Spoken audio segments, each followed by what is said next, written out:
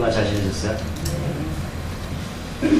자, 오늘 바울과 실라가 지난주 감옥에 갇히게 되었습니다. 그런데 이렇게 로마 때 보면 감옥을 세 가지로 나누게 되는데, 첫 번째 감옥은 일반 죄수들이 갇히는 감옥입니다. 그래서 햇빛을 받을 수 있고, 보통적으로 이렇게 좀 약간 불편하긴 하지만 지낼 수 있는 감옥입니다.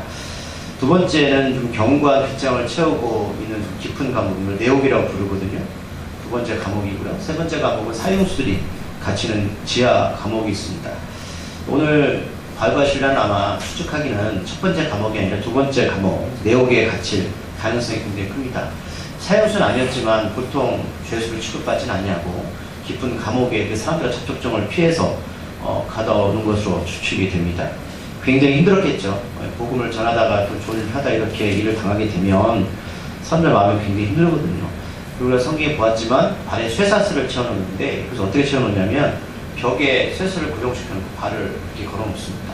그럼 여러분 생각해보세요. 상체는 움직일 수 있지만 발이 고정되어 있으면은 시간이 가면 발이 저절로 벌어지게 되어 있습니다. 굉장히 고통이죠. 그냥 보통 죄수가 아닌 그런 아주 심한 이렇게 취급하는 것을 보게 됩니다. 복음을 전했던 이유만으로 이런 고통을 겪는 거 보면 제가 그런 생각을 해봤어요. 여러분, 우리가 예수 믿는다고 하는데 이렇게 복음을 전하다가 자기 뜻과는 관계일도 당하는 분들이 있지 않습니까? 때때로 우리 주변에. 하물며 예수 믿는 것이 그렇게 어려울까? 라는 생각을 해봤습니다. 사람들은 저도 그렇지만 예수님 믿는 것은 별거 아닌 것처럼 생각할 때가 너무 많습니다.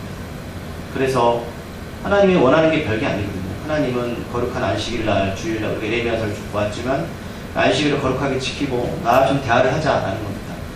그걸 또 하나님께서 축복하시겠다고 약속하시거든요. 그런데 그것조차도 우리는 하나님 마음을 읽지 못하고 포용하지 못한다는 것이죠. 그렇게 보면 사명이라는 것은 누구에게나 주어진 하나님의 뜻이긴 하지만 예수 믿는 것조차도 너무나 쉽게 치부해버린 이 시대를 바라보면서 열심 문제가 아니라 내 마음속에 주님을 사랑하는 그 마음만 있다면 일주일에 딱 하루 드리는 것 그렇게 여러분 아까울까라는 생각이 들 때가 좀 있습니다. 자, 오늘 쇠사슬 체험을 당했던 바울과 실라가 오늘 보았지만 특별한 죄를 범한 건 아니었죠. 그래서 보통 감옥에 갇혀야 됩니다. 그런데 오늘 상관들은 이들을 아주 그 중간 정도 되는 네옥에 가두게 되죠. 좀 부당한 처사였습니다. 부당하고 좀 과한 처사를 하게 됩니다. 귀신들 여정이 점을 치다가 그에게 복음을 전했고 예수 그리스도의 이름으로 성령이 임하게 되었고 그녀에게서 성령이 임하게 되자 점을 칠 수 없게 되었고, 그래서 이것을 이용해서 돈을 벌었던 세상의 주인들은 이것 때문에 바울과 실라를 고소하게 되거든요. 우리가 지난주에 보았지만 이들에게 뭐가 끊어졌다? 소망이 끊어집니다. 세상 사람들 소망은 돈입니다. 물론 돈은 필요하죠. 하지만 이게 소망이 되면 안 됩니다. 소망과 그러면 도구의 차이는 뭐냐? 전적인 하나님의 신뢰입니다. 돈 소망이 되다가 결국 사람을 이용하게 되고 사람이 이렇게 자기 유익대로 쓰게 된다는 것이죠. 그래서 너무 화가 나서 이들이 상관들한테 이들은 바울과 실라를 풍속으로 해쳤다. 아주 구체적인 이야기가 아니라 추상적인 죄목을 걸어서 이들을 고발하고 또 상관들도 재판하지 않고 어떤 그 주인들과 상관들의 어떤 유착관계 때문에 일반 감옥이 아니라 네옥에 가두고 쇠사슬까지 채우게 됩니다. 서로 공모하는 것이죠. 이들이 두려워하는 것이 무엇일까라는 겁니다. 결국은 돈입니다. 하나님을 두려워하지 않죠. 결국 그러나 그 두려움이 복음 앞에 무너지는 것을 보게 되는데, 자 25절을 보면 네옥에 갇힌 바울과 실라는 어떤 행동을 보이고 있습니까? 우리가 성경을 보면서 이런 위기가 닥쳤을 때 우리가 어떤 행동을 펼쳐야 될까라는 것을 배워야 됩니다. 우리가 성경을 통해서 하나님을 알아가는 것이 바로 하나님께서 우리에게 이것을 성경 안에 기록해 놓으셨거든요. 많은 사람들이 그래요. 목사님 이런 어려움이 있습니다. 이런 위기가 있어요. 어떻게 해야 됩니까? 여러분, 제가 이런 거에 답을 드릴 수는 없어요. 성경을 보셔야죠. 그럼 성경 안에서 이들이 어려움을 겪을 때에 이들은 어떻게 행동을 했을까? 그게 답이거든요. 25절에 네옥에 갇혔던 바울과 실라는 이런 가운데 어떤 행동을 보입니까? 간단합니까? 한밤중에 기도를 하고 있죠. 누가가 왜 한밤중이라는 표현을 썼을까요? 한밤중은 깜깜하고 아무런 도움을 받을 수 없는 그런 환경을 말씀하고 있는 거예요. 말씀했지만 일반 감옥은 햇빛이 비치고 공기를 마실 수 있는 곳이지만 네옥은 약간 깜깜하고 불을 켜지 않으면 들어갈 수 없는 곳이거든요. 이따 보면 그런 내용들이 다 자세하게 나옵니다. 한밤중에 기도를 합니다. 아무런 도움을 받을 수 없는 때 우리가 수없이 교회 안에서 기도를 얘기하고 기도를 중요하다고 말하지만 정말 우리는 기도하고 있을까요? 우리가 정말 한밤중에 인생 가운데 한밤중에 왔을 때에 하나님 앞에 무릎을 꿇고 있을까? 우리가 한번 수많은 질문을 던져보죠. 오늘 발과실은 한밤중에 기도하고 있다. 아무런 세상 가운데 기도할 수 없는 그때 한밤중 밥포기 상태, 절망 가운데 있을 때 이들이 할 수 있는 것은 기도뿐이었습니다. 이 무식한 행동이죠. 그렇게 생각하지 않으십니까? 이게 우리의 삶입니다. 기도와 하나님을 찬송하는 것뿐입니다. 어떤 미리 결과가 나타나는 것이 아니에요. 그렇죠? 이들이 지금 겪고 있는 것은 도저히 할 수 없는 상황들입니다. 하나님께 너희들이 어떻게 해주겠다고 말씀하는 게 아니에요. 그러나 이들은 결과에 관계없이 한밤중에 기도와 찬송을 합니다. 하나님에 대한 찬송, 하나님께 영광을 돌리고 있죠. 무능력하게 보이기도 합니다. 고작 기도와 찬송뿐인가? 여러분, 우리가 할 수 있는 게 기도와 찬송뿐입니까? 예, 그것뿐이 없습니다. 그러면 교회는 그것뿐이 없습니다. 교회가 이것을 잃어버리는 순간 힘을 잃어가는 겁니다. 하나님의 능력을 잃어가는 겁니다. 교회에서 어떤 능력 있는 사람이 있어도 그들에게 부탁을 하거나 사람들이 어떤 우리를 의지하는 것이 아니라 우리는 기도와 찬송만 해야 됩니다. 살다 보면 누구나 이런 절망을 경험할 때가 종종 있습니다. 하지만 바울과 실라처럼 절망 가운데 그 순간에 한밤중에 기도하고 찬양하는 이는 많지 않다라는 겁니다. 그러기 이 두 가지 행동은 우리들이 좀 배워야 될 부분이고 하나님께서 분명히 메시지를 전달하는 부분이긴 합니다. 그리고 이 절망의 자리에서 하나님은 네 번째 아름다운 만남을 준비하고 오셨다는 겁니다. 물론 이것을 우리가 쭉 보았지만 오늘 네 번째 만남까지 왔잖아요. 첫 번째 만남 누구? 디모데. 두 번째는 루디아. 세 번째는 누구였어요? 스피시들 여정. 오늘 이제 네 번째 만남인데 이것은 전혀 바울과 실라가 예상하지 못했던 부분입니다. 우리가 어떤 찬송과 기도할 때 확신을 가지고 기도하시나요? 아니요. 불확실성 가운데 확실성을 다 짚고 넘어가는 겁니다. 이들이 기도하고 찬양하는 모습은 자신들의 삶을 구하고자 하는 내용일 수도 있어요. 하나님 정말 제가 지금 어렵습니다. 힘들어요. 하지만 오늘 이들이 어떻게 하고 있냐면 죄수들이 들을 정도로 작은 기도와 찬송 소리가 아니었습니다. 들을 정도로 큰 소리를 한 게 분명. 왜요? 죄수들이 이 소리를 듣고 있습니다. 물론 감옥에 때 울려 퍼질 수는 있습니다. 하지만 다른 사람들이 들을 수 있을 정도로 기도와 찬송을 하고 있다는 겁니다. 제가 여러분들에게 그런 얘기 한 적이 있습니다. 여러분, 사람이 찬송이나 기도하는 소리를 들으면 그 사람들의 믿음을 척도를 약간 볼 수 있습니다. 100% 답은 될 수는 없겠지만 대부분 맞습니다. 물론 그 사람이 성격에 따라 그럴 수는 있겠지만 제가 여러분들 부르짖는 기도나 찬송을 요구하는 게 여기 있습니다. 여러분 서 있는 것 하나님께 좀 터뜨릴 필요가 있거든요. 자, 기도 소리와 찬송 소리가 죄수들의 귀에 들리기 시작합니다. 그래서 26절에 보면 어떻게요? 큰 지진이 나고 옥토가 움직이고 문이 열리게 됩니다. 만약에 이게 바뀔 수도 있잖아요. 무슨 말씀이냐면 뭐 작은 소리를 하면 여러분 큰 지진이나 옥토가 움직이고 문이 열리지 않습니까? 우리가 작은 기도만 하나님이 듣지 않습니까? 이게 왜 이런 현상이 나올까요? 왜 누가가 이렇게 배치했을까요? 그럼 따로 여러분 우리가 무식하긴 하지만 기도에 담대함을 가지셔야 됩니다.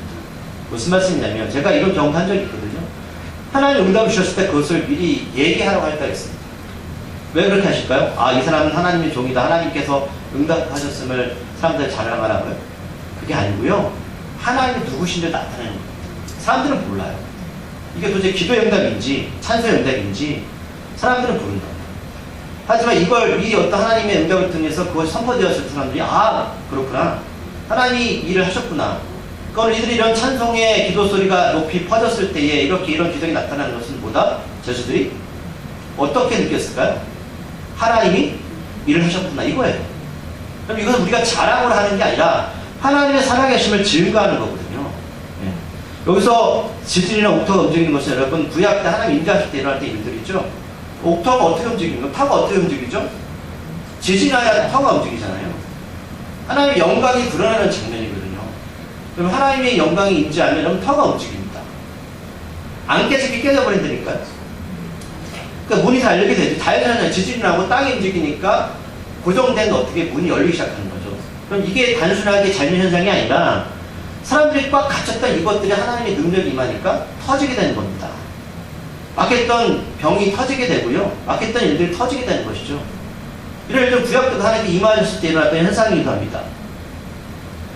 자, 그러고 나서 모든 사람 묶고 있던 쇠사슬이 다 벗겨지게 되죠. 그럼 쇠사슬 의미가 뭐예요? 지금까지 죄인으로서 꽉 나를 묶고 있었던 할 수 없는 그런 능력이잖아요. 근데 이것이 풀어져야 되는 게 어떤 뜻이에요? 죄 가운데 놓여지는 거 아닙니까? 하나님 이런 시각적인 현상을 통해서 하나님의 살아계심을 죄수한테 증거하게 되는 것이거든요. 자, 갑자기라는 단어가 나오죠. 아무도 예상하지 못했던 일이죠. 하나님의 기적과 표적은 이런데 예상하지 못할 때 일어납니다. 우리가 예상하는 기적과 표적이 아니에요. 이렇게 될 거야, 저렇게 될 거야. 이걸 다 예상할 수 있잖아요. 저 사람은 병걸씨가 죽을 거야. 또는 어떤 일이, 저 사람 망할 거야. 저 사람은 안 돼. 상황을 봐. 하지만 하나님은 어떻게 해요? 갑자기 지진이 일어나게 해서 땅이 흔들리고 문이 열리게 되는 역사가 된다니까요. 이건 사람이 예상할 수 있는 일이 아닙니다. 그러니까 우리가 여러분 성경을 보다 보면 이런 일이 일어나잖아요. 사람들 지켜만 봐요. 저 사람 죽어. 저 사람 안 돼. 그런 하나님이 문둥병을 고치고 소경을 눈뜨게 하시고 안전병이 이렇게 세우거든요. 예상했습니까? 예상 못했죠. 예상할 수 있는 일이 아니에요. 그래서 기도하는 겁니다. 그러니까 찬송하는 겁니다. 그렇게 사람의 힘으로 될 수 일어나면 찬송 안 하죠. 기도할 필요 없습니다. 왜요? 하나님을 드러내기 위해 하는 그런 영광을 취하시는 겁니다. 누가는 분명 의도적으로 오늘 성경 안에서 이 기적을 하나님께 하신 것을 어떻게 해요? 나타내고 있습니다. 기도와 찬송 중에서 일어나는 이 역사는 바울과 실라뿐만 아니라 지금 감옥 안에 갇혀있는 죄수들까지도 알게 되는 것이죠. 하나님이 하셨습니다. 그럼 이걸 경험하셔야 돼요. 이게 교회거든요. 자, 모든 사람이 매인 것이 다 벗어지게 된 것. 이것을 헬라 원어에 보면 뭐라고 표현돼요? 수동태로 표현되어 있어요. 수동태가 뭐예요? 능동태는 내가 내 힘으로 능력을 하는 거잖아요. 수동태는 내 힘으로 된 게 아니라고 성 기록하고 있는 거예요. 그럼 누가 하셨다? 하나님 하셨다는 것이죠. 하나님 하셨다는 겁니다. 그러니까 우리가 성경 보면 이게 수동태인지 능동태인지 모르지만 원어를 보면 알 수 있거든요. 그러니까 누가 이걸 아주 정확히 기록하고 있는 겁니다. 그래서 하나님이 하셨습니다. 기도와 찬송은 기적을 낳게 하는 원동력이 되었고 그것도 하나님 일을 하셨다는 것이죠. 그렇다면 우리에게 질문을 던져야 되는 거예요. 여러분, 우리는 기도와 찬송의 자리로 들어가셔야 되죠. 이것이 우리의 몫입니다. 이거 안 하고 어떻게 하나님의 기적을 우리가 바라겠습니까? 왜요? 하나님 자신을 드러내야 되는데 우리는 모른다니까요. 자, 이런 기적이 일어날 때 간수는 자다가 아무것도 모른 채 깨어납니다. 옥에 갇힌 이와 간수의 분명한 극단적인 차이가 보이죠. 간수는 이 의미를 모르고 있어요. 풀고 잠안 자고 있습니다. 하나님의 사람 곁에 있는 사람과 하나님 사람과 멀어진 사람들의 차이죠. 아무것도 모릅니다. 옥문들이 열린 것을 보고 죄수들이 이미 도망간 줄만 생각합니다. 그리고 어떤 행동을 보여요? 자신이 차고 있던 칼을 빼들고 자살을 합니다. 이게 여러분 세상 사람들의 추억입니다. 앞에서 베드로가 감옥에서 기적으로 풀려날 때에 헤롯 왕이 취했던 행동이 뭐냐면 감옥을 지켰던, 베드로를 지켰던 파수꾼들을 신문하고 이유를 모르니까 그냥 죽여버리죠. 왜 죽였을까요? 입을 막아버리는 거예요. 그렇잖아요. 이게 퍼져나가면 안 되잖아요. 이게 힘으로 된 게 아니니까 하나님 하셨잖아요. 그 일이 퍼져나가면 헤롯 왕은 바보되는 것이잖아요. 야고보도 죽였는데. 그래서 그 파수꾼을 다 죽여버리는 거예요. 입을 다 막아버리는 것이죠. 자, 로마법에 의하면 이렇게 죄수들이 풀려나가면 간수가 책임을 져야 됩니다. 그러면 왜 이런 극단적인 행동을 보일까? 제가 볼 때는 이 남자는 가족들이 피해를 입을까 봐 미연에 방지하고자 하는 마음이 크지 않은 생각입니다. 자신 때문에 가족들이 피해를 입는 것이죠.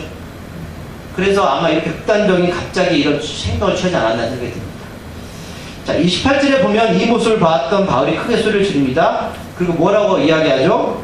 내 몸을 상하지 말라. 우리가 여기 있다. 여러분, 예수님의 사람은 하나님의 사람 몸을 상하면 안 됩니다. 그리고 잘 보셔야 돼요. 우리가 왜 자살하지 말아야 되죠? 우리가 몸을 함부로 우리가 뭐 이런 마약이나 이런 것들에 몸을 맡기지 말아야 되죠. 우리의 몸은 하나님의 성령을 보신 성전이 돼야 됩니다. 하나님 전이 돼야 되잖아요. 이 몸이 망가지면 안 된다니까요, 여러분. 우리 몸을 하나님이 귀하게 쓰임받으려면 방탕하게 살아야 되겠습니까? 아니잖아요. 그래서 오늘 바울과 실라가 크게 소리치는 거, 네 몸을 상하게 하지 말라. 왜요? 이 몸은 나중에 오늘 후반절에 보겠지만 성령을 모시는 성전이 됩니다. 자, 바울이 소리를 지른 것을 보면 이 순간 상황이 얼마나 긴급하게 돌아가고 있는지 짐작할 수 있고요. 제가 오늘 이 그 간수의 행동을 보면서 요즘 실태를 좀 바라봤습니다. 여러분, 사람들이 자살, 우울증, 그 특징이 뭐예요? 자기 몸을 상하게 하는 거거든요. 이게 사단이잖아요. 사단이 끊이면 하나님의 성전을 어떻게 해요? 망가뜨리잖아요. 몸이 상하면 여러분 영원히 성령이 임할 수가 없거든요. 그러니까 이런 일들이 일어나면서 어떻게 보면 성령의 역사 일어나지만 그들을 취할 수 있다는 것을 보여주고 계시는 것 같아요. 그거 좀 봤으면 좋겠고요. 자, 아마 간수는 자다가 깨서 그런 것인지 아니면 감옥이 어두워서 그런 것인지 모르지만 죄수들이 다 도망가는 줄 알았고 죄수들이 아직 감옥에 있었음을 알았지 못한 것을 알 수 있죠. 아까 말씀드렸지만 내용은 약간 깜깜하다 말씀드렸죠. 밖에서 안이 잘 보이지 않아요. 그러니까 옥토가 흔들리고 막 문이 열리니까 아마 거기 안에 불이 있었다 불이 다 꺼졌을 것 같아요. 안에 안 보이면 당연히 옥문이 열렸으면 도망가지고 착각을 했겠죠. 성급하게 일을 하다가 목숨을 잃을 뻔한 것을 볼 수 있습니다. 세상이 끝난 것처럼 살면 이런 잘못된 판단을 하게 됩니다. 여러분, 믿음의 사람은 절대 포기하지 않습니다. 여러분, 우리에겐 절망 없습니다. 이렇게 하지 마세요. 교육과 때는 절대 하나님 여러분 죽이지 않습니다. 네. 내가 죽으려고 하나님 살려주십니다. 그렇게 하신다니까요. 근데 이 사람은 어때요? 자기 스스로 목숨을 끊으려고 합니다. 자, 이 19절을 보면 죽으려 했던 간수가 같이 있던 동료 간수한테 등불을 달라고 해서 감옥 안으로 뛰어 들어갑니다. 확인하고 싶겠죠? 도대체 이 사람 누구냐는 것이죠. 자, 그리고 그가 했던 행동이 29절에 기록되어 있는데 어떤 행동을 펼칩니까? 바울과 실라를 보자마자 무서워 떨며 바로 앞에 엎드립니다. 엎드린다는 표현을 헬라 원어로 이렇게 해석하고 있습니다. 앞으로 거꾸로 넘어지는 것을 말해요. 간수는 뭐예요? 죄수를 감독하는 사람이잖아요. 근데 보자마자 앞으로 거꾸로 지요. 이런 장면은 우리가 신약에서 많이 봤습니다. 예수님 봤을 때 예수님께 은혜를 경험하는 자들의 행동들입니다. 예수님은 직업이 뭐였어요? 목수였죠. 나사렛 아주 천한 동네의 목수였습니다. 그 앞에 높은 자 낮은 자 다 엎드립니다. 이게 은혜 받는 자예요. 제가 볼 때 여러분 이게 엎드리는 게 쉬운 게 아니더라고요. 이런 바짝 엎드리는 경험을 했을 때 은혜를 경험합니다. 왜 엎드릴까요? 복입니다. 너무 놀랐고 그 놀람에 자살하려 했던 그 간수는 힘없는 바울과 실라 앞에 다 내려놓은 것 같아요. 여러분 이게 은혜 사랑입니다. 알죠? 예수님 앞에 여러분 엎드리지 않고 계세요? 하나님 앞에 은혜를 경험한 이들, 이런 경험들 우리가 봅니다. 그러니까 예수님을 우리가 성경에 보면 예수님을 만났던 사람들은 보면 여러 가지 부류가 있어요. 무리들처럼 그저 기적과 표적을 바라보거나 구경꾼처럼 멀리 떨어져서 바라보는 사람들, 어떤 이는 나랑 상관없이 주님을 따르는 사람들. 하지만 진정으로 주님 앞에 무릎을 꿇는 자는 약한 가운데 놀라운 하나님의 인재를 경험했다는 사실. 여러분 예수를 만난다고 예수님을 다 경험하는 게 아니라는 사실입니다. 나는 무리냐? 구경꾼이냐? 아니면 정말 그 많은 무리들을 해치고 들어가서 예수 옷자락도 만지겠다는 그런 신념 있는 자냐? 내 자궁에서 피가 흐르고 내 몸에서는 지금 살이 떨어지는 문둥병 환자처럼 나를 그렇게 사람들이 거지같이 취급하고 나는 죽을 인생이지만 그것을 무릅쓰고 그 사람들을 뚫고 들어가서 예수를 만나려고 하는 그 용기가 내 안에 있는가? 그때 예수님이 그한테 집중하시라 이겁니다. 그 수많은 무리한테 집중하시는 게 아니라 예수를 정말로 찾는 자, 그한테 주님을 집중하시라. 그리고 그한테 어떻게 해요? 은혜를 베푸십니다. 30절에 보면 바울과 실라를 데리고 나가면서 간수는 급작스러운 질문을 던지는 장면이 나옵니다. 오늘 이 장면에서 오늘 왜 하나님께서는 바울과 실라를 그렇게 맞게 했고 이 내용의 가치가 있는지를 알 수 있습니다. 뭐라고 질문 던지죠? 선생들이요, 내가 어떻게 하여야 구원을 받으리까? 그래서 선생은 퀴리오스, 주라는 평가 비슷합니다. 높은 존칭입니다. 그럼 바울과 실라 언제 맞다고 존칭을 씁니까? 간수 높지 않아요? 여러분 주님 우리의 주인이십니다. 있으십니까? 퀴리오스 우리의 주인이십니다. 2000년 전에 이 단어는 오직 황제만 썼던 단어입니다. 퀴리오스 주님, 나의 주님이 나의 주인 대신 나의 주님. 내가 어떻게 하여 구원을 받겠습니까? 이 앞에서 17절에서 이 말은 유신은 여정이 했던 이야기입니다. 졸졸졸 따라다니며 소리질렀죠. 이 사람들은 지극히 높은 하나님의 종으로서 구원의 길을 너희에게 전하는 자라.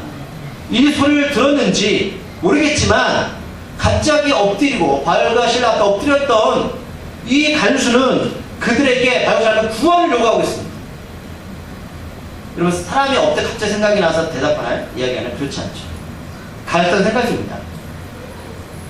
그럼 구원받기 원하십니까? 정말. 자, 오늘 우리들도 바울과 실라가 왜 이런 아픔을 겪고 주님의 일을 하다 감옥에 갇힌 이유를 보게 됩니다요. 구원의 길을 전해주기 위해서. 참된 구원의 길을 전해주기 위해서. 지금 바울과 실라가 수십 명을 상대하고 있는 게 아니죠. 누구 상대하고 있어요? 간수하면. 하나님 이 한 사람 때문에 감옥에 보내요. 말씀드렸지만 첫 번째 디모데의 만남, 두 번째 루디아의 만남, 세 번째 귀신의 점쟁이 여종의 만남, 그리고 감옥의 간수의 만남, 이렇게 하나님은 이 네 사람 중에서 어떻게 시작됐다고요? 빌립보 교회가 세워지죠. 직업도 다양하죠. 구원받은 것도 다양합니다. 간수는 바울과 실라의 기도와 찬송소리, 그리고 이 옥문이 열리는 기적과 자신의 목숨을 살려준 이 가정 가운데 무엇을 바라봤다? 구원의 길을 봤습니다. 하나님께서 우리들에게 이런 환경을 보여주시거든요. 무슨 말씀이냐면, 때로는 하나님께서 아픈 걸 통해서, 또는 아픔을 통해서, 또는 어떤 사람의 상처를 통해서, 내가 어떤 일을 해도 안 되는 걸 통해서 하나님은 내가 너 구원을 좀 원한다는 메시지를 던지십니다. 그런데 우리는, 누구는 이 간수처럼 그것을 빨리 깨닫고 주 앞에 무릎 꿇는 자가 있는가 하면, 수없이 그런 메시지를 전해도 불구하고 누구는 어떻게 해요? 저는 귀담아 듣지 않는다는 사실. 얼마나 귀하고 아름다운 만남인지 모릅니다. 자, 구원은 여러분, 죽으면 천국에 가는 것만 기쁨이 있는 것이 아니라 살아가면서 갇혔던 뭐예요? 쇠사슬이 끊어지는 겁니다. 자, 31절에 보면 오늘 구원의 답을 바울이 정확하게 짚어주고 있습니다. 읽어볼까요? 31절 말씀 시작. 이르되 주 예수를 믿으라. 그리하면 너와 내 집이 구원을 받으리라 하고. 그래서 두 가지 포인트를 짚으셔야 됩니다. 첫 번째, 주 예수를 믿으라. 믿으라는 편입니다. 이걸 우리가 수요일 날 나눴거든요. 원에 보면 믿는다는 게 뭐냐는 거죠. 믿음이 뭐예요? 믿음을 뜻은 성실한 단어도 포함되어 있습니다. 성실하게 믿는 거, 따르는 거. 그러나 이것을 형태는 단순과거로 표현되는, 단순과가 뭐예요? 과거에 끝난 현상입니다. 자, 제가 수요일에 자세히 설명해드렸죠. 예를 들자면 그거예요. 사람들한테 복음을 전해요. 예수님 믿으세요. 예수님을 소개하고 예수님 누구인지를 설명을 하고 예수님을 믿으세요라고 하실 때 사람들의 반응이 나타납니다. 믿겠습니다. 어떤 사람은 믿을 거예요. 생각해 보겠습니다. 자, 믿겠습니다는 것은 여러분 현재이 아닙니다. 과거에 끝난 겁니다. 믿어진 겁니다. 믿을게요. 믿어보겠어요. 그럼 이 사람은 미래에 믿을까 안 믿을까 몰라요. 무슨 말씀이냐? 오늘 바울이 간수한테 주 예수를 믿으라라는 것은 현적 미령이 아닙니다. 너 지금 믿어야 돼. 이미 끝나버린 상태가 되라는 겁니다. 사람들이 예수 믿을 거예요. 믿을 것 같아요. 이런 거 믿는 게 아니라니까요. 사람들이 내가 죽을 때 믿을게요. 그거 어떻게 장담하실 거예요? 오늘 하나님 영혼을 데려갈 수 있는데. 믿음이 이게 아닙니다. 믿음은 내가 좀 믿고 있어야 되는 겁니다. 예수님을. 그래서 단순 과거로 이게 기록되어 있는 거예요. 그래서 믿을 거야? 믿고 싶어요? 그건 믿는 게 아니라는 말씀입니다. 이해하시죠? 그래서 누가 단순 과거로 기록하고 있는 거예요. 만약 이 자리에 예수님을 믿을 거예요? 믿고 싶어 하는 분들은 지금 믿고 있는 게 아닙니다. 믿고 계셔야 되는 거예요. 두 번째는, 자, 그리하면이죠. 그리하면. 그건 조건이거든요. 그리하면, 앞에, 네가 믿었을 때 너와 내 집의 구원을 받으리라. 하나님께서 이 간수를 은혜 가운데 구원하실 거라 계획 작정할지라도 너희 가족들은 네가 믿고 나서 믿어지는 거야. 그런데 그것은 1:1 관계라고 말씀하는 거예요. 자, 김을주 목사가 예수님 잘 믿는다고 우리 가족들이 믿겠어요? 아니죠? 그럼 착각하지 마십시오. 오늘 사도 바울은 정확히 말하는 거예요. 자, 너는 믿어야 돼. 지금 현재 미래가 아니라 지금 믿어야 돼. 과거, 그러니까 지금 믿어 과거에 믿고 있는 상태가 되는 거예요. 그리고 너희 가족들은 그 개인적으로 다 그렇게 믿어야 된다는 거예요. 그러니까 엄마 아빠들 그래요. 아, 우리 엄마 아빠가 뭐 장로님이나 보수 이런 거 아무 중요하지 않습니다. 여러분 그거 착하지 마세요. 내 자녀가 기도해야 되죠. 내 아내가 기도해야지. 내가 기도한다고 그들한테 여러분 영향을 미칠 수 있겠죠. 그건 그렇게 작다는 소리입니다. 정확히 바울이 말하고 있는 거예요. 네가 먼저 믿고 그 다음에 너희 가족들도 그렇게 믿어야 돼. 이렇게 말하는 거예요. 자, 구원은 1대1 하나님 관계입니다. 제가 여러분들을 천국으로 들어보낼 수 있는 능력 눈꼽만큼도 없습니다. 저는 다만 여러분들 안낼 뿐입니다. 그러게 32절에서 바울과 신라 행동을 보면 알 수 있습니다. 읽어볼까요? 시작. 주의 말씀을 그 사람과 그 집에 있는 모든 사람에게 전하더라. 무슨 뜻이에요? 좀 간소할 때 전했잖아요. 그렇죠? 30절 왜 이런 행동을 한다고요? 31절 말씀이 성립이 되려면 다시 가서 전해야 돼요. 왜요? 그들 각자 믿어야죠. 간사가 믿는다고 전체가 가족이 구원받습니까? 절대 그렇지가 않습니다. 하나님의 복음, 예수의 복음을 그 사람과 그 집에 있는 모든 사람에게 전합니다. 그리고 나서 33절에 보면 간수의 행동을 통해서 이가 정말 구원받은 이라는 것이 증명된 말씀이 기록되어 있습니다. 어떤 행동을 보여요? 그 밤, 그 시각, 어떤 밤 그 시각이요? 복음을 전하고 예수를 믿었던 그때, 그 시각, 그 밤에 이미 끝나버린 사건입니다. 그렇죠? 그 시각에 간수가 바울과 실라를 데려다가 그 맞은 자를 씻어주고 자기와 온갖 세를 받게 되죠. 우리가 앞에서 보았지만 원래 이들이 맞는 매는 40대에서 한 대가 가만 39대였습니다. 그런데 많이 친 후에 23절 보이잖아요. 이것은 상관이 수업할 때까지 계속 치는 겁니다. 생각해 보세요.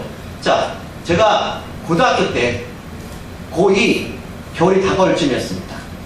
친구들과 다 같이 모의를 하고 야간 자율학습을 도망가기로 작정을 했습니다. 그래서 도망갔습니다. 그런데 배신자가 한 명 있었습니다. 한 명만이 남아있었던 겁니다. 그때 우리 담임선생님 별명이 연상문이었습니다. 연상문. 그 아침에 복도에 차디찬 발에 부르는데 물을 뿌려놓고 엎드려 뻗치하더니 박달나무로 10명 가까이 되는 모든 친구들을 20대를 스트레이트로 때리기 시작했습니다. 제가 그걸 맞고 몇 달 동안 목욕탕을 못 갔습니다. 왠지 아세요? 피멍이 들어서 멍이 밑으로 내려오더라고요. 맞고 나서 책상에 앉아있는데 공중부양입니다. 먹어가지고. 네. 그때는 맞는 게 별로 뭐. 네. 근데 생각해보세요. 이런 뇌하고는 여러분 비교가 안 됩니다. 피범벅이 된 것이죠. 그것을 다 끄집어내가지고 그 피범벅을 닦아주는 장면. 왜 누가가 왜 이걸 기록했을까요? 회개입니다.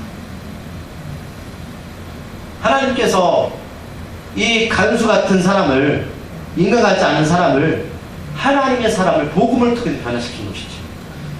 이 간수 마음에 그 피범벅을 닦아주면 어떤 마음이 들었을까요? 생각해보세요. 내가 예수님을 몰랐을 때 이게 정당하다고 생각했는데 이제 이것이 죄악입니다. 그러고 나서 온 가족이 다 세례를 받습니다. 이 세례는 제가 말씀드렸어요. 우리처럼 그냥 주는 세례가 아니라 정말 예수를 영접한 사람들이 받는 세례입니다. 그래서 원래 초대교회는 몇 개월 동안 두고 봐요. 이 사람이 정말 예수님 사람인가? 그래서 성자시를 아무나 참여 못 시키거든요. 그래서 말씀드렸지만 성찬에 참여할 때 이걸 예수 그리스도의 몸입니다, 피입니다 그러니까 밖에 있는 사람들이 저 육식하는 사람들이라고 예수 믿는 사람들 그렇게 봤어요. 몰라요. 성찬 시민을 모르니까. 자, 나는 저절로 예수님 믿고 저절로 교회 나왔고 저절로 여러분 잘 사는 것 같지만 오늘 바울과 실라 같은 사람이 있었기 때문에 예수 믿었던 겁니다. 내가 오늘 이 자리에 그냥 나온 것 같지만 누군가 날 위해 기도했던 사람이 있었기 때문에 우리 가족에는 구원을 받은 겁니다. 그래서 세례를 받게 된 거예요. 루디아도 바울과 일행들을 집에 다 초대해서 가족 전체가 구원의 세례를 받았죠. 여러분 온 가족이 여러분 구원 받으셔요. 방법보다 기도와 찬송뿐이 없어요. 단 한 방법 없어요. 이 한 사람을 통해서 내 사랑하는 가족, 영원한 생명의 약속을 받았습니다. 세상에서 가장 귀한 선물을 받았습니다.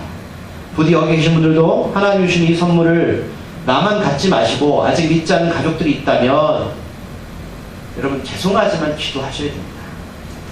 그리고 전하셔야 됩니다. 자, 이제 주 예수를 믿으라. 저는 4주간의 만남을 나누면서 오늘 최종적으로 가장 귀한 만남은 누구시다? 예수님이셨습니다. 이거 아니겠습니까? 간수는 바울과 일행들을 데리고 자기 집에 데리고 가 음식을 나누고 초대교회 모습이죠? 항상 음식을 나눕니다. 얼마나 배고팠을까요? 예. 음식을 나누고 그렇게 보면 여러분 제가 보면서 그렇게 아픈데도 음식을 먹은 것 같아요. 그 온 집이 하나님을 믿음으로 크게 기쁩니다. 여러분 기쁨의 원천이 뭔지 아십니까? 마음이 기뻐야 되는 거예요. 사람들 그걸 몰라요. 여러분 마음이 기쁘면 세상의 모든 것들이 힘들어도 견뎌낼 수 있어요. 아닌 것 같으시죠? 다 견뎌낼 수 있어요. 근데 마음이 힘들면 세상의 모든 걸 줘도요, 여러분 견뎌낼 수 없어요. 그러니까 이 기쁨의 원천은 누구예요? 예수 그리스도입니다. 그러니까 우리 가정에 예수 그리스도가 되셔야 된다니까요. 나이 생긴 상관들이 부하를 보내어 발과 신라를 놓아주라고 합니다. 그럼 뭐요? 이미 둘은 저녁에 이렇게 먹고 다시 어디로 돌아갔다? 감옥으로 돌아간 거예요. 왜 돌아갔을까요? 이런 간대는 앞에 간수가 왜 죽으려고 했습니까? 간수 도망가면 간수가 책임을 져야 돼요. 여러분 생각해보세요. 실컷 예수님이 하나님 기적으로 풀려났죠. 근데 어디 다시 돌아갔다고요? 감옥으로 가죠. 제정신 아니죠. 누구 때문에? 간수 때문에. 이게 여러분 이게 섬김의 모습입니다. 자, 상관들이 이야기는 발과 신라가 몰랐어요. 아침이 되니까 상관들이 명령하는 거예요. 그러니까 하루 정도 그 정도 때리고 감옥에 가뒀으니까 죄가 없잖아 알고 있잖아요. 그러니까 다음날 풀어줘가 마음을 먹은 것 같아요. 아마 실컷 때리고 하루 정도 감옥에 가둬뒀으니 주인에게 면목을 선 것 같습니다. 죄가 없으니 풀어줍니다. 38절 후반으로 보니까 간수는 바울 일행에게 이렇게 말합니다. 평안히 가라. 샬롬. 원래 이 편이 여러분 하나님의 사람들만 쓰는 편입니다. 샬롬 평안히 가라. 항상 바울이 편지 쓸 때 이 편을 쓰거든요. 나 누구누구 사울 하나님의 종된 사도 바울은 여러분의 평안과 은혜와 평강을 빕니다. 그럼 가장 큰 이게 큰 인사예요. 평안히 가라. 이 편을 쓸 사람이 아닙니다. 하나님의 사람이 됐으니 평안히 가라. 이렇게 합니다. 자, 예수님을 믿고 이 간수 삶이 어떻게요? 달라졌음을 표현하고 있습니다. 바울이 이 말에 37절에서 이제야 상관이 풀어주려고 했는데 자신이 로마 사람임을 드러냅니다. 자, 그리고 이렇게 말해요. 재판도 없이 사람들 앞에서 때리고 옥에 가두고 이제는 나가라 반박합니다. 원래 로마 시민권은 이런 시민권을 가진 로마 시민 이렇게 하면 안 됩니다. 불법입니다. 만약에 바울이 이제 나중에 후에 나오는데 어떤 문제가 생기면 로마 황제한테 직접 재판을 걸 수 있습니다. 그럼 황제가 그 재판을 해야 돼요. 그게 로마 시민권자의 특권입니다. 근데 지금 우리가 앞에서 봤지만 바울과 신라 둘 다 로마 시민권을 갖고 있었죠. 하나님 몰라가지고 보면 바울이 아무 생각 없이 신라를 자기 마음에서 선택했잖아요. 이럴 때가 올까요? 생각 못했죠. 근데 어쨌든 간에 앞에서는 이 바울이 이 얘기 안 했거든요. 그렇죠? 근데 왜 지금 이야기를 왜 꺼낼까요? 자기가 로마 시민권자입니다. 첫 번째는 빌립보 교회를 여러분 보호하고 있습니다. 두 번째는 점치는 여종이나 루디아 또는 이 간수 때문에 확률이 큽니다. 바울과 신라는 절대 자기 위익 때문에 자기 로마 시민권자를 말하지 않았어요. 근데 지금 풀려날 때가 돼서 이야기를 꺼낸 이유가 여기 있습니다. 자, 자신이 철저하게 위기일 때도 밝히지 않았던 신분을 교회를 위해서 드러냅니다. 예수님 이렇게 하셨죠. 예수님도 한 번도 자신을 힘쓴 일이 한 번도 없습니다. 38절에 보면 이 말을 듣고 상관들이 어떻게 반응하죠? 바울이 나 로마 시민권자야. 어떤 표현하죠? 두려워합니다. 왜? 이건 불법이거든요. 큰일 나 생겼습니다. 지금 목 나라게 생긴 거예요 지금. 그리고 39절에 어떻게 직접 찾아와서 데리고 성 밖으로 나가려고 합니다. 빨리 좀 나가주세요. 이거 막으려고 하잖아요. 아마 온 정성을 다해서 바울과 신라에게 용서를 빌었을 것입니다. 실컷 때렸잖아요. 어떻게 할 거예요? 바울이 입만 뻥끗하면 다 문체에 다 문체. 이 사실 로마에 알려지면 큰일 납니다. 세상은 이렇습니다. 강한 자에게 약하고 약한 자에게 강합니다. 하지만 하나님은 우리들처럼 약한 자들을 들어서 강한 자를 부끄럽게 하십니다. 자, 오늘 제가 말씀을 정리할까요? 네, 제가 오늘 40절 읽다가 뒤로 넘어졌습니다. 40절 말씀 마지막 본문 절입니다. 읽어볼게요. 시작. 두 사람이 옥에서 나와 유대아의 집에 들어가서 형제들을 만나보고 위로하고 간다. 앞에서도 밤중에 이렇게 해결된 감옥에 들어간 바울과 신라. 그래서 또 어디로 가는 거예요? 빨리 나가야 되는 거 아니에요? 어디로 갑니까? 루디아의 집에 들어가서 형제들을 만나보고 위로하고 갑니다.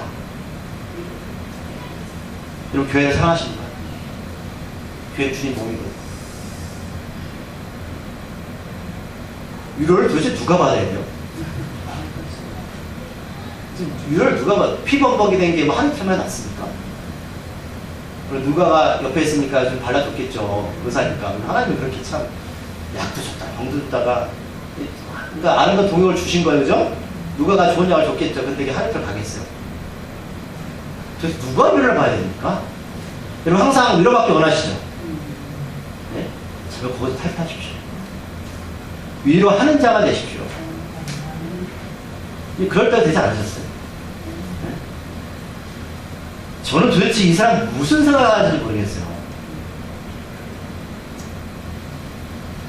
루디아의 집에 들어가서 형제들을 만나서 보고 위로하고 가니라. 빌보 교회를 어떻게 해요? 단단히 세워갑니다. 교회를 이렇게 사랑하는 바울과 신뢰를 볼 수 없었어요. 맨날 힘들다, 어렵다, 죽을 것 같다, 주님 앞에 나와서 주님, 제가 이 교회를 위해서, 이 교회를 말씀하는 게 하나님 교회를 말씀해요. 착하지 마세요. 하나님, 제가 어렵지만 이 교회를 위해서 하나님 정말 무슨 일을 할까요? 위로하는 자가 되고 싶습니다. 형제들 만나서 보고 위로하고 다시 길을 떠납니다. 이렇게 빌립보 교회 공동체는 오사업과 루디아, 귀신 들렸던 여종, 간수, 그리고 가족들, 그렇죠? 본받은 가족들, 루디아 가족들, 그 다음에 간수 가족들, 이렇게 세워져 갑니다. 가정에서.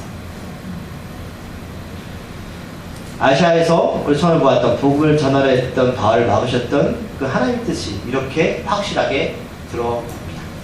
때로 하나님께서 나 이렇게 하고 싶은데, 저렇게 하고 싶은데 막으실 때가 있으실 거예요. 과거에도 그런 경험이 있으실 거고, 때로는 하나님이 앞으로도 그렇게 하실 때가 있을 겁니다. 그럴 때 하나님은 나를 미랄로 땅에 썩게 해서 많은 열매를 맺게 하시는데, 썩는 미랄은 고통스럽죠. 그런데 저는 여러분한테 미랄이 되길 소망합니다. 정말 이렇게 교회가 시작되었습니다. 참 바울과 일행도 고생 많았습니다. 하지만 이 만남이 얼마나 귀하고 아름다운지 전 저희 교회를 보면서도 그런 생각이 들었습니다. 교회는 하나님이 세우십니다. 각자 다른 삶의 자리에서 부르셔서 세우셨습니다. 그래서 견뎌낼 수 있습니다. 이 정도 아픔 가진 사람들이 모이면 꽤 단단할 것 같아요. 그렇죠?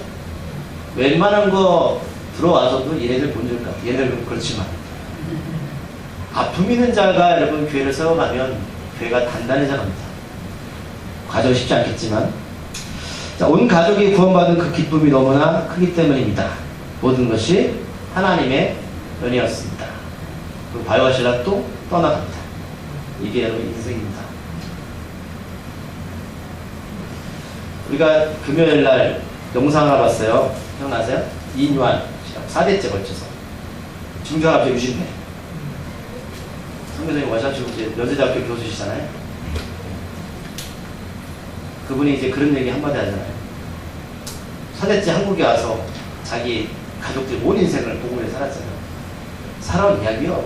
순천부시대. 맞아요. 살아온 이야기요. 더 이상 배워도 없어요. 주님 안에서 살아온 이야기 하는 겁니다. 그렇게 살아가면 됩니다. 기도하시겠습니다. 하나님 바울과 실라를 아시아에서 복음을 전하는 그를 막으셨습니다. 그리고 계획하지도 않았고 예상하지도 않았는데 그들을 위기 가운데 모셨습니다. 그리고 유대아를 만나게 하시고, 또 여종을 만나게 하시고, 또는 간수를 만나게 하시고, 다 세 명 다 기도하러 가다가 만납니다.